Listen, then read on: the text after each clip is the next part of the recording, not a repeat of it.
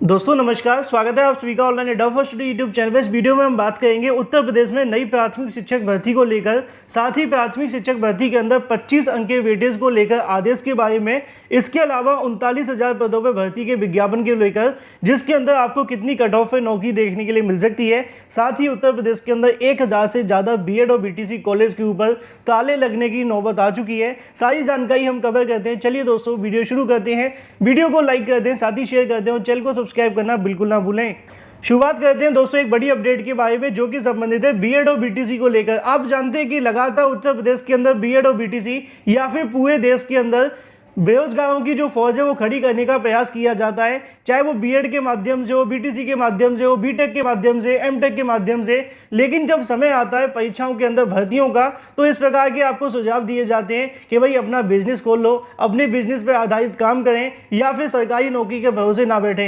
एक तरफ तो कॉलेजों के माध्यम से बीएड, बीटीसी या फिर अन्य अलग अलग प्रकार के डिग्री और डिप्लोमा की जो फैक्ट्री है वो खोली गई हैं, लेकिन वहीं दूसरी तरफ नौकरियों से संबंधित जो कार्य हैं वो पूरे तरीके से जीरो देखने के लिए मिलते हैं। इसी के आधार पर एनसीटी के माध्यम से एक बड़ी कार्रवाई की गई है, जैसा कि आप सभी को यहाँ पे देखने के लिए मिल जाएगा। उत्तर प्रदेश के अंदर अगर बात की जाए 1000 से ज़्यादा बीएड और डीएलएड के कॉलेजों के अंदर इस बार नो एडमिशन देखने के लिए मिलेगा। मतलब इन शॉर्ट ये है कि एडमिशन नहीं होगा तो पूरे तरीके से ताले लगना तय है। एनसीटी ने यहाँ से जो आदेश है वो जारी कर दिया गया है। प्रदेश के अंदर लगभग 1000 महाविद्यालय हैं जहां पर इस बार बीएड और डीएलएड के अंदर कोई दाखिले देखने के लिए नहीं मिलेंगे। एनसीटी के माध्यम से सख्त रवैया अपनाते हुए परफॉर्मेंस को लेकर अप्रेजल रिपोर्ट जमा न करने वाले महाविद्यालयों के ऊपर कार्रवाई की है। यह फैसला 27 अप्रैल को हुई जनरल बॉडी मीटिंग के अंदर लिया गया है। इसका आदेश सभी संबंधित महाविद्यालयों को भेज दिया गया है। नीचे लिखा हुआ है कि कानपुर के अंदर 100 बीएड और डीएलएड महाविद्यालय इस बार एडमिशन नहीं होंगे। एनसीटी के माध्यम से इन कॉलेज में सत्र 2022-23 के अंदर शून्य कर दिया गया है, मतलब कि जीरो हो चुका है। असल में मामला क्या है वो आपको यहाँ से देखने के लिए मिलेगा कि एनसीटी के माध्यम से बीएड और डीएलएड कॉलेज की परफॉर्मेंस अप्रेजल रिपोर्ट को लेकर यहाँ से जो आदेश है वो दिया है। इस रिपोर्ट में कॉलेज के माध्यम से छात्र की संख्या, कॉलेज की जमीन, क्षेत्रफल, शिक्षक, इसके अलावा छात्रों का ब्यौरा समेत कई बिंदुओं को लेकर जानकारी देनी होती है। लेकिन उनके पास समय कहाँ है, बार बार बीएड और डीएलएड करवा रहे हैं, लेकिन ये जानकारी अगर देंगे तो दिक्कतों का सामना करना होगा। नीचे लिखा हुआ है कि कई बिंदुओं को लेकर जानकारी देनी थी, लेकिन उनके माध्यम से कोई भी अपनी अंतिम रिपोर्ट नहीं भेजी गई। एनसीटी के माध्यम से बार बार जो तारीखें बढ़ाई गई, लेकिन इसके बावजूद कॉलेजों के ऊपर कोई प्रभाव नहीं पड़ा। इसके बाद एनसीटी के माध्यम से गंभीर कार्रवाई की गई। एनसीटी की बैठक के अंदर स्पष्ट कर दिया गया है कि रिपोर्ट न देने वाले कॉलेजों के अंदर सत्र को शून्य कर दिया जाएगा, और जिन कॉलेजों के माध्यम से रिपोर्ट नहीं दी गई है उनके सत्र की अगर बात की 2022 और 23 की काउंसलिंग में नहीं जोड़े जाएंगे। उत्तर प्रदेश के कॉलेज एसोसिएशन की अगर बात की चेयरमैन के माध्यम से उनका कहना है कि रिपोर्ट 2 बार ऑनलाइन भरी जा रही थी, लेकिन कई विद्यालयों के माध्यम से ऐसा नहीं देखने के लिए मिला। अब यहां से कहीं ना कहीं उन विद्यालयों के ऊपर ताले लगने लगभग तय हैं। इसी के साथ अगर नई प्राथमिक शिक्षक भर्ती को लेकर बात की जाए तो आप जानते हैं कि 3 सालों से नई शिक्षक भर्ती को लेकर बीएड और बीटीसी भटक रहे हैं, लेकिन कॉलेज लगातार आप सभी के सामने नए नए खुलते हुए दिखाई दे रहे हैं और बीएड बीटीसी की जो फौज है वो खड़ी भी हो रही है। लेकिन अगर बात की जाए नई प्राथमिक शिक्षक भर्ती के बारे में, लगातार आपको जो सुखद खबर है वो देखने के लिए मिल रही है। सुखद खबर यह है कि उत्तर प्रदेश के बेसिक स्कूलों के अंदर लगातार नामांकन के अंदर बढ़ोतरी देखी जा रही है। सुबह के समाचार पत्रों में भी आप सभी ने देखा कि प्रदेश सरकार के बेसिक शिक्षा विद्यालयों के अंदर लगभग 2 करोड़ के आसपास जो छात्रों के एडमिशन है वो देखने के लिए मिले हैं, जिसमें से लगभग 27 लाख से ज़्यादा नए एडमिशन देखने के लिए मिले हैं। क्योंकि योगी सरकार के माध्यम से इस बार 2 करोड़ छात्रों के एडमिशन का लक्ष्य रखा गया था, जिसके अंदर लगभग प्राप्ति हो चुकी है, क्योंकि ये डाटा 30 तारीख तक का जारी हुआ है। हाल ही में जानकारी देखने के लिए मिली है बेसिक शिक्षा विभाग के माध्यम से कि कहीं ना कहीं यहाँ से जो प्रक्रिया को और भी आगे बढ़ा दिया गया है। यहाँ पे उनका कहना है कि 15 मई तक ज़्यादा से ज़्यादा छात्रों का जो एडमिशन है वो कराने का प्रयास होगा, और 15 मई के बाद में एक बार फिर से डाटा जारी किया जाएगा कि बेसिक विद्यालयों के अंदर कितनी बड़ी संख्या के अंदर नामांकन देखने के लिए मिले हैं, और उसके आधार पर आपको आगामी समय के अंदर शिक्षक भर्ती भी देखने के लिए मिल सकती है। क्योंकि उत्तर प्रदेश के अंदर जितनी बड़ी संख्या में छात्रों के नामांकन होंगे, उतनी बड़ी संख्या में नई शिक्षक भर्ती को लेकर रास्ते खुलेंगे। इस बात को कहने में कोई दो राय नहीं है कि सरकार के पास पहले से 51,000 पद खाली थे। हालांकि सरकार ने शिक्षक भर्ती का विज्ञापन जारी नहीं किया। अब ऐसे में लगभग 30 से 35 लाख अगर नए बच्चे आते हैं तो उनको पढ़ाने के लिए लगभग 80,000 से ज़्यादा शिक्षकों की आवश्यकता होगी, और सरकार अगर चाहे तो इन पदों पर भर्ती के विज्ञापन भी जारी कर सकती है। इसी को लेकर कई अधिकारियों से जानने का प्रयास हुआ कि आगामी समय के अंदर कुल कितने बच्चे और भी यहां से एडमिशन ले सकते हैं। तो बेसिक शिक्षा अधिकारियों के माध्यम से जानकारी मिली, उसके मुताबिक कहना है कि इन आंकड़ों के अंदर लगभग 10% से ज़्यादा की जो वृद्धि है वो देखने के लिए मिलेगी। इन शॉर्ट अगर मैं आपको कहना चाहूँ तो यहाँ पर लगभग 20 से 22 लाख और भी अभ्यर्थी इसके अंदर बढ़ सकते हैं, क्योंकि नामांकन लगभग 2 करोड़ के आसपास देखने के लिए मिले हैं। और इसके अंदर लगभग जो नामांकन है आगामी 15 से 20 दिनों के अंदर 2.25 करोड़ के आसपास पहुंचने की संभावना जताई जा रही है। और अगर इतनी बड़ी संख्या के अंदर नामांकन होते हैं तो आप सीधे तौर पे देख सकते हैं कि 5.5 लाख शिक्षकों की आवश्यकता होगी।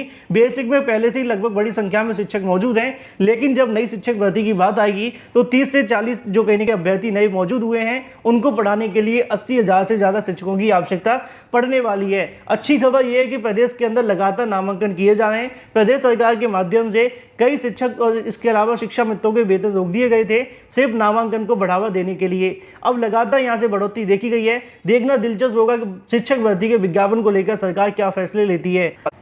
लेकिन वहीं दूसरी तरफ अगर बात की जाए, सरकार से पहले हाईकोर्ट के माध्यम से एक बड़ा फैसला ले लिया गया है जो कि संबंधित है शिक्षा मित्रों के वेटेज के बारे में। आप जानते हैं कि उत्तर प्रदेश के अंदर जब प्राथमिक शिक्षक भर्ती का विज्ञापन जारी हुआ था 69,000 का, उसके अंदर शिक्षा मित्रों को 25 अंक का वेटेज देखने के लिए मिला था, जो कि नंबरों के अंदर जुड़कर यहाँ से परसेंटेज बन गया था। लेकिन फिलहाल अगर बात की शिक्षा मित्रों को अंक देने को लेकर हाईकोर्ट के माध्यम से आदेश दिया गया है कि सहायक अध्यापक के पद पर चयनित शिक्षा मित्रों को 25 अंक का जो वेटेज है वो दिए जाने को लेकर निर्णय लेने का जो निर्देश है वो दिया है। न्यायालय ने कहा है कि उनके माध्यम से प्रस्तुत प्रत्यावेदन की अगर बात की जाए, सुप्रीम कोर्ट के द्वारा निर्मित आनंद कुमार यादव के केस के आलोक में निर्णय लिया जाए। यह आदेश राजीव जोशी जी के माध्यम से दिया गया है। नीचे लिखा हुआ है कि याचिका अधिवक्ता के माध्यम से तर्क दिया गया। उसने बताया कि सहायक अध्यापक भर्ती 2018 के लिए आवेदन किया था, लेकिन उसके अंदर अभ्यर्थियों को 25 अंक का वेटेज देखने के लिए नहीं मिला और शिक्षा मित्रों को 25 अंक का जो वेटेज है वो यहाँ पर दिया जाए सुप्रीम कोर्ट के आदेश के आलोक में।